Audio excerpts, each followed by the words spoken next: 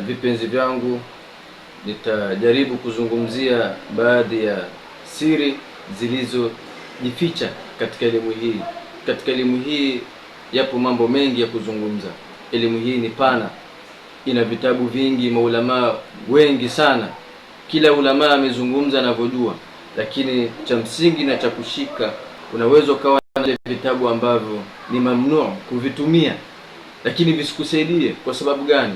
Kwa sababu maulamaa au alimu yote yule ambaye anaandika kitabu chake lazima atakuwa ameficha baadhi ya sehemu au nukta muhimu, na najua pengine unazijua nukta hizo baada ya kufuatilia vitabu vya mwanzo. Ni kama vile syllabus, lazima uanze na kitabu cha kwanza mpaka uende cha mwisho.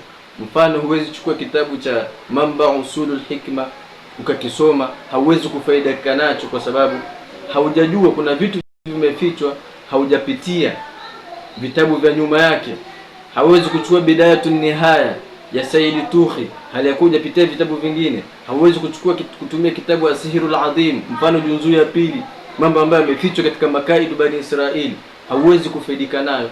Kwa hiyo kuna nukta muhimu ambazo nitawaelezeni ni kipi mkifanye ili muweze kunufaika na vitabu vingi. Lakini mtu anaweza kauliza, kwa nini mimi nafanya amali na amali hiyo inakuwa sio makbuli? Kwa sababu gani?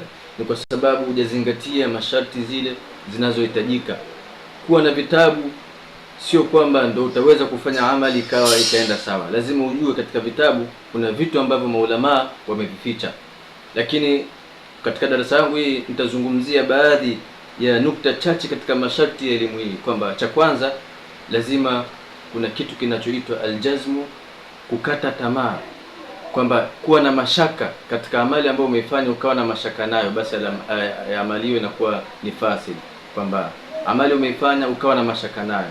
Lakini miongoni mwa masharti ya pili ni kwamba amali ambayo umeifanya unatakiwa ufanye kwa siri, alkatman, kwamba usimwambie mtu bana mimi nafanya amali fulani, iwe ni unafanya kwa siri. Jambo lingine ni kutokula, kujiepusha alijtinabu aklul hayawanat wama yakhruju minha, usipendelee sana jambo hilo.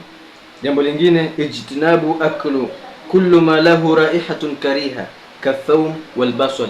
Lakini vitu vingine ni muraatu an-nujumiyya, kuzingatia masala ya saa ya kifalaki, kuzingatia masala ambayo yanasibiana na amali unayofanya. Kila amali ina saa muayyana na ina wakati wake maalumu na tabia zake. Uzijue tabia ya kila amali unayofanya.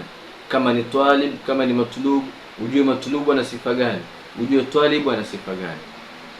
Wa hadha, assalamu alaykum wa rahmatullahi wa barakatuh.